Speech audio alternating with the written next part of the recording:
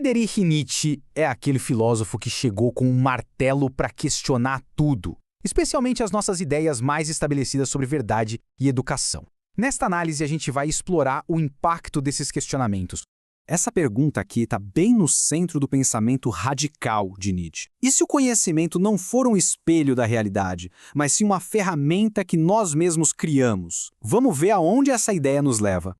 Então, a nossa jornada vai passar pelo pensamento radical dele, depois pela sua visão sobre verdade e perspectiva, a sua crítica à educação e, por fim, o que tudo isso significa para a sala de aula hoje. Ok, vamos começar entendendo o motor da filosofia de Nietzsche, os seus princípios do pensamento radical. Bem, no coração da filosofia dele está a chamada vontade de potência. E olha, isso não tem a ver com um desejo de dominar os outros, tá? É mais como um impulso interno para crescer, se superar e, principalmente, criar.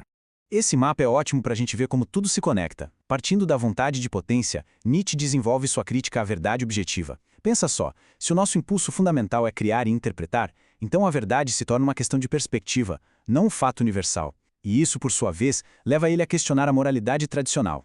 Essa ideia basicamente reformula a motivação humana. A gente não estaria buscando a verdade, mas sim poder. O poder de interpretar e de dar forma ao nosso próprio mundo. E essa vontade de interpretar nos leva direto a uma de suas ideias mais famosas e, claro, controversas, o perspectivismo. Isso significa que toda crença, toda verdade que a gente defende, vem de um ponto de vista específico, que é moldado pelos nossos interesses e pela nossa história. Em outras palavras, as verdades não são descobertas, elas são criadas. São como ferramentas que a gente usa para navegar pela vida e afirmar nossa existência. Para entender como essas perspectivas se formam, Nietzsche propôs o método genealógico. É quase como uma arqueologia das nossas crenças. Ele desconstrói o que a gente já assume como certo para revelar os interesses de poder por trás disso e mostrar como os nossos valores foram, na verdade, inventados ao longo da história. E se a gente aplicasse esse método genealógico na própria educação? Nietzsche fez exatamente isso. E o que ele encontrou foi um sistema com um propósito bem diferente do que se imaginava.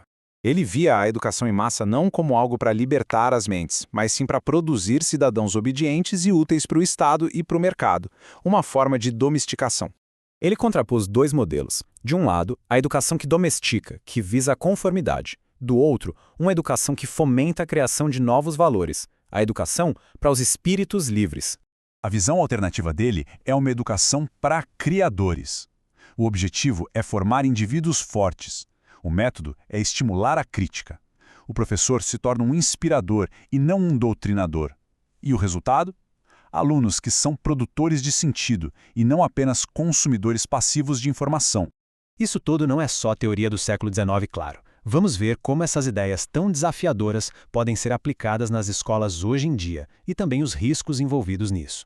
Trazendo a teoria para a prática, a gente vê como as ideias de Nietzsche podem ser aplicadas hoje. Isso vai desde um currículo que valoriza mais as artes e o pensamento crítico, até a formação de professores para que eles aprendam a estimular a autonomia em vez de só transmitir informações. Esses exemplos práticos mudam totalmente o foco. Sai a memorização pura e entra o engajamento ativo e crítico com o mundo. Porém, é claro que uma filosofia que questiona todas as verdades precisa ser manuseada com cuidado para não acabar caindo no caos ou no niilismo. É preciso encontrar um equilíbrio. Para mitigar o risco do relativismo extremo, aquela ideia de que todas as perspectivas são igualmente válidas, é possível, por exemplo, fundamentar o pensamento crítico em valores sociais e democráticos que são compartilhados. No fim das contas, a filosofia de Nietzsche nos deixa com uma pergunta bem provocadora que vale a pena a gente considerar sobre o propósito da educação no nosso tempo.